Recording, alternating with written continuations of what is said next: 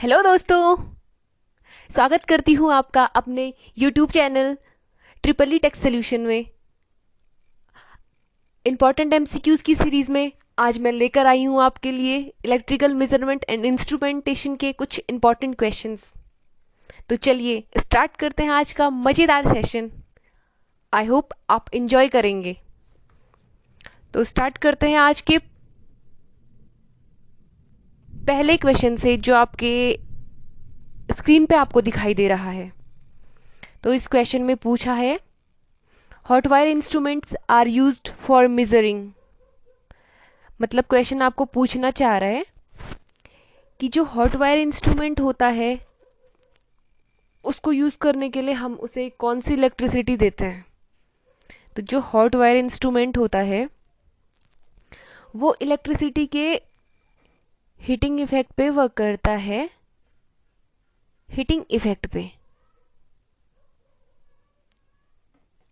जो हीटिंग होती है आपके H directly proportional to I square के प्रोपोर्शनल में इसमें हीट प्रोड्यूस होती है। जो इसमें हॉट वायर में जो हीटिंग इंस्ट्रूमेंट या हीटिंग वायर लगी होती है वो होती है प्लेटिनम प्लेटिनम इरिडियम की। जब इस प्लेटिनम इरिडियम की वायर में हम इलेक्ट्रिसिटी फ्लो करवाते हैं तो इसमें इसके proportional H directly proportional to I square के प्रोपोर्शनल में हीटिंग प्रोड्यूस होती है, जो इसमें एक्सपेंशन प्रोड्यूस करता है। जो आई स्क्वायर है ये होती है इलेक्ट्रिसिटी की इफेक्टिव वैल्यू। इस इफेक्टिव वैल्यू को हम आरएमएस वैल्यू कहते हैं।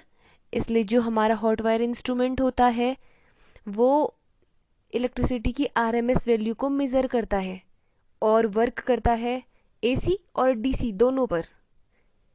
इसलिए हमारा ऑप्शन सी सही हो जाएगा। तो अब चलते हैं ऑप्शन क्वेश्चन सेकंड पे।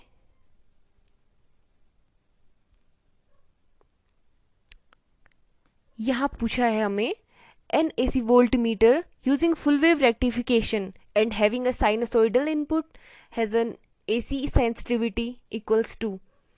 मतलब क्वेश्चन पूछना चाह रहा है कि फुल वेव रेक्टिफिकेशन का यूज करने वाले एसी साइनसोइडल इनपुट वाले एसी वोल्ट मीटर होता है उसमें एसी की सेंसिटिविटी किसके बराबर होती है।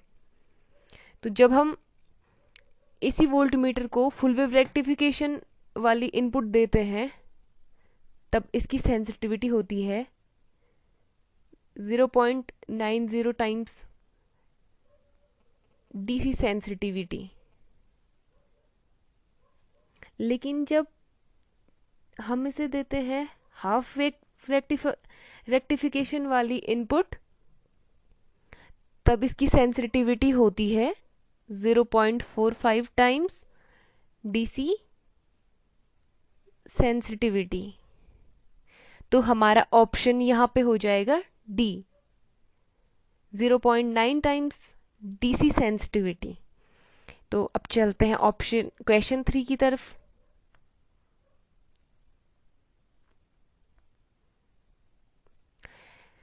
क्वेश्चन 3 में दिया है, a strain gauge with a resistance of 250 ohm undergoes a change of 0.15 ohm during a test.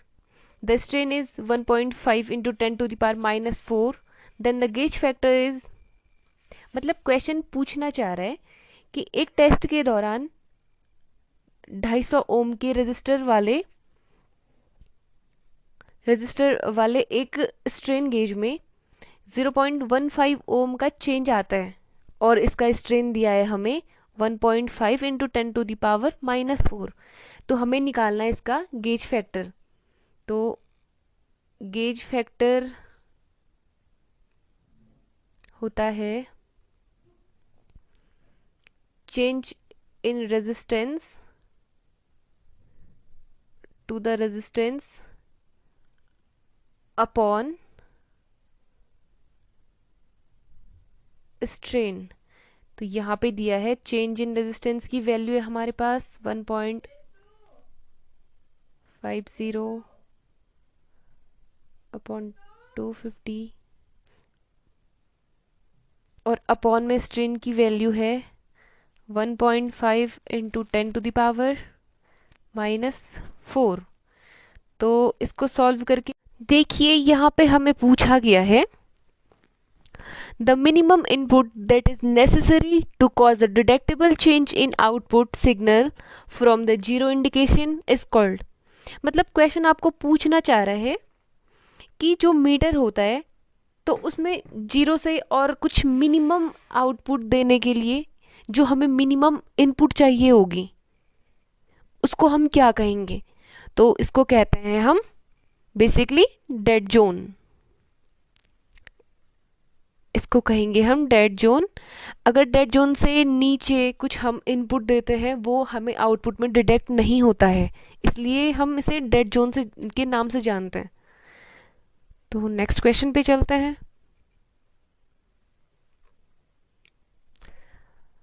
यहाँ पूछा है hysteresis error in moving iron instrument में बी रिड्यूस्ड बाय यूजिंग। मतलब जो मूविंग आयरन इंस्ट्रूमेंट होते हैं उनमें हिस्टेरेसिस एरर को कम करने के लिए हम क्या यूज़ करते हैं? मतलब हम ऐसा कौन सा मटेरियल यूज़ करें कि इसमें हिस्टेरेसिस एरर कम से कम हो? तो देखिए जो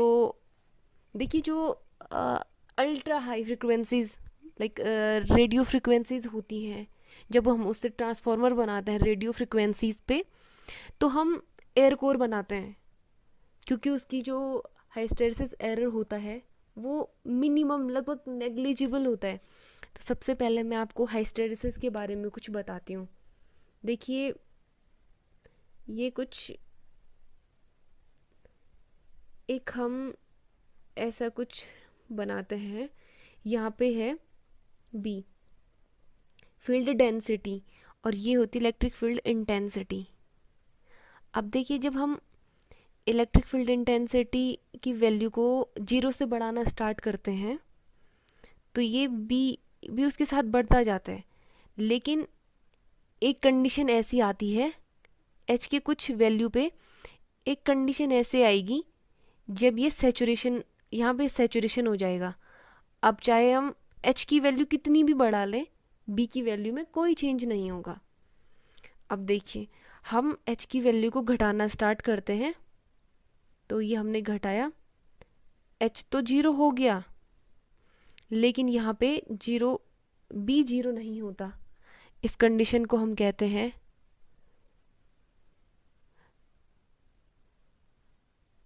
रेजिडुअल मैग्नेटिज्म। अब इस रेजिडुअल मैग्नेटिज्म को 0 करने के लिए, मतलब इस बी की वैल्यू को 0 करने के लिए हमें नेगेटिव में एक फोर्स लगाना पड़ता है जिससे ये 0 हो जाए। इसे हम कहते हैं कोरेसिव फोर्स, और कोरेसिव फोर्स लगाने पे ये भी हमें 0 मिल जाता है। और ऐसी नेगेटिव साइड में भी सेम प्रोसेस करने पर हमें एक स्लोप मिल जाता है, ये जिसे हम बी एच कर्व कहते हैं। इस बी एच कर्व में बी एच को लैग करता है। और देखिए जिस भी मटेरियल का बी एच कर्व जितना ही वाइड होगा, जितना ही ब्रॉड होगा, उसमें जो हिस्टेरेसिस एरर होंगे उतने ही ज़्यादा होंगे।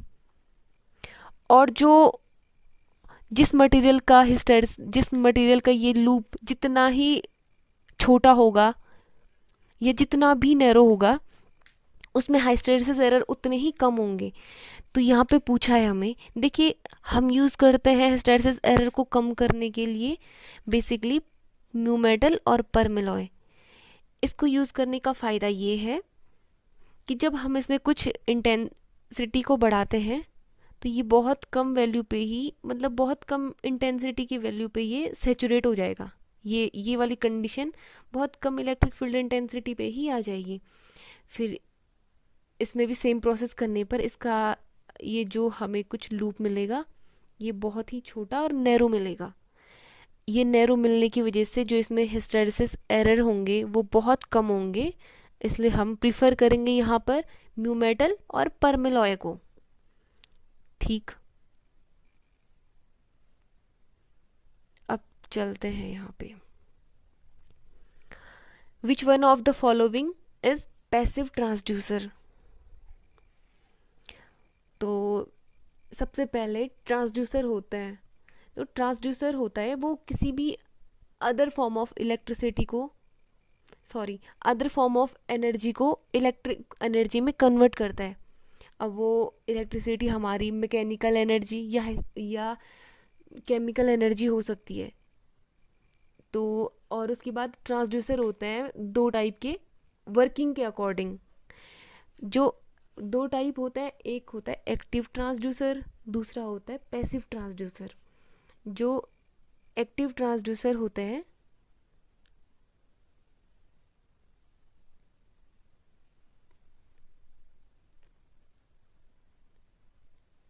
एक्टिव, इनको एक्सटर्नल सोर्स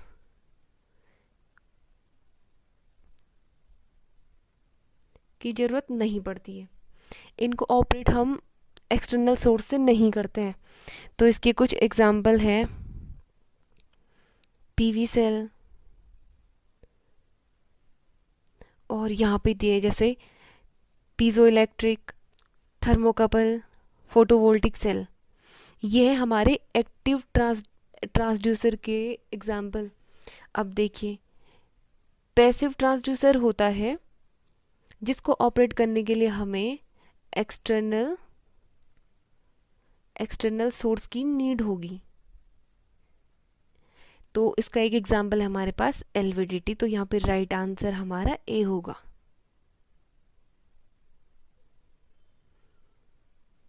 अब देखिए यहाँ पे क्वेश्चन है 0 to 300 volt meter has an error of 2% of full scale deflection.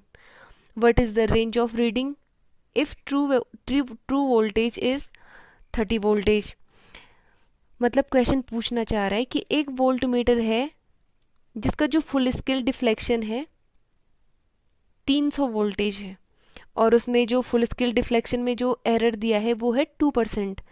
तो हमें अगर डिजायर्ड है 30 वोल्टेज, तो जो इसके ट्रू मेजरमेंट में जो डिफ्लेक्शन आएगा या फिर जो इसकी एरर की रेंज आएगी वो कितनी आएगी। तो सबसे पहले हमें रेंज निकालने के लिए हमें इस स्केल पर डिजायर्ड जो वैल्यू है 30 वोल्ट, उस पे हमें डिजायर्ड एरर की वैल्यू कैलकुलेट करनी होगी। तो चलते हैं हम, देखिए एक फॉर्मूला है error at desired scale equals to full scale deflection into error at full scale deflection upon desired value. तो हमें फुल स्केल डिफ्लेक्शन दिया है 300 वोल्ट इंटू 2% एरर अपॉन में 30 वोल्ट। तो यहाँ पे 300 कट जाएगा 30 से 10 टाइम्स, तो यहाँ पे आ जाएगा 20%। मतलब जो ये 20% एरर है वो हमें 30 वोल्टेज के मेजरमेंट में मिलेगा। तो हम एरर को लिखते हैं real value plus minus error. तो देखिए 30 का 20% होता है 6, तो और जो एरर की जो रेंज होती है वो प्लस से लेकर माइनस तक होती है। तो इसका मतलब ये हो जाएगा 30 माइनस 6 से 30 प्लस 6 तक। तो ये हो जाएगा हमारा 24 वोल्टेज से 36 वोल्टेज तक। तो यहाँ पे हमारा आंसर ए राइट हो जाएगा।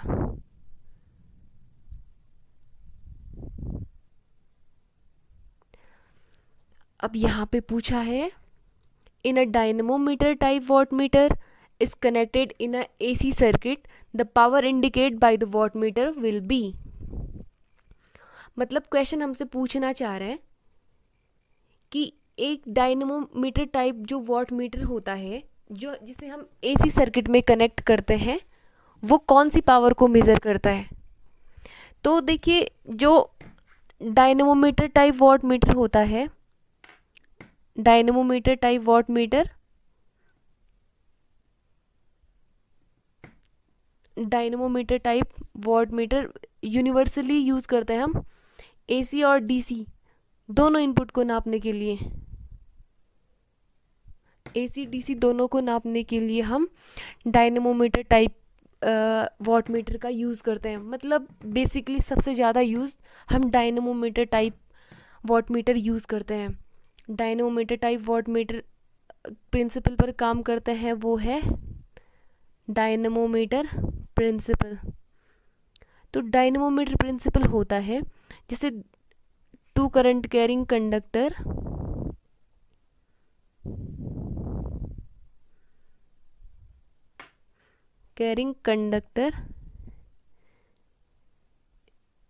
के बीच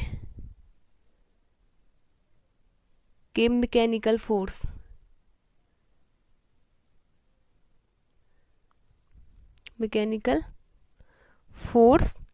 के प्रिंसिपल पर ये डायनेमोमीटर वॉट मीटर वर्क करता है, और ये बेसिकली नापता है एवरेज पावर को। तो ऑप्शन ए राइट होगा। अब यहाँ पे दिया है हमें the sensitivity of a voltmeter 0 to 5 milli ampere meter movement is.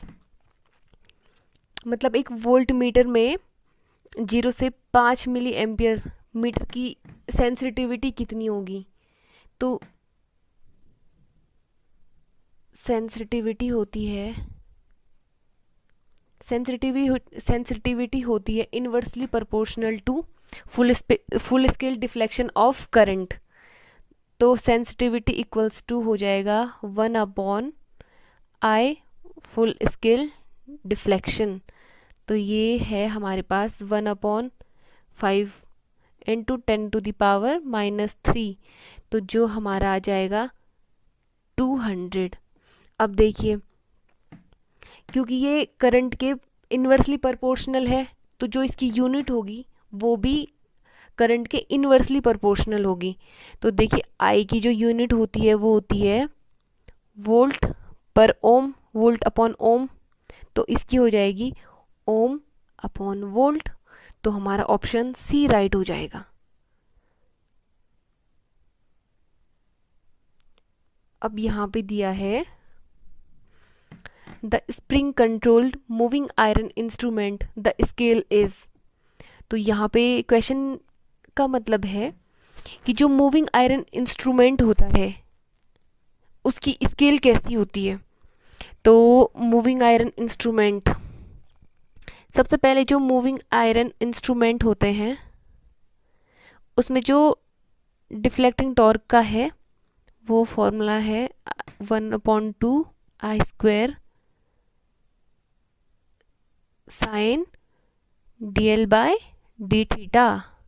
तो जो इसका डिफ्लेक्शन होगा वो I² के प्रोपोर्शनल होगा। और जो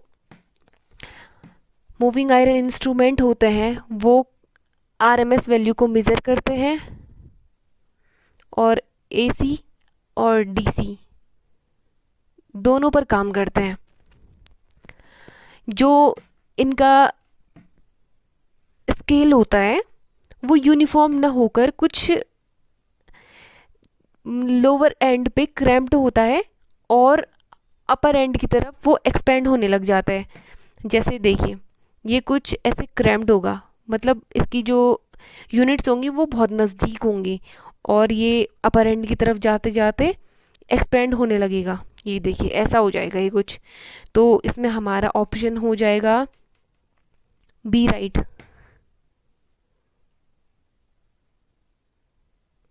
तो हमारी स्लाइड ख़त्म हो चुकी है।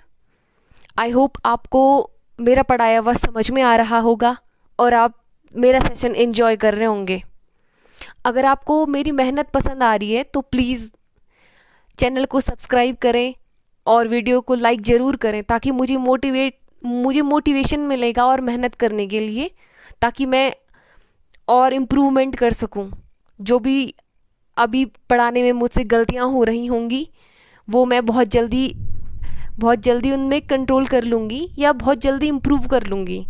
Thank you.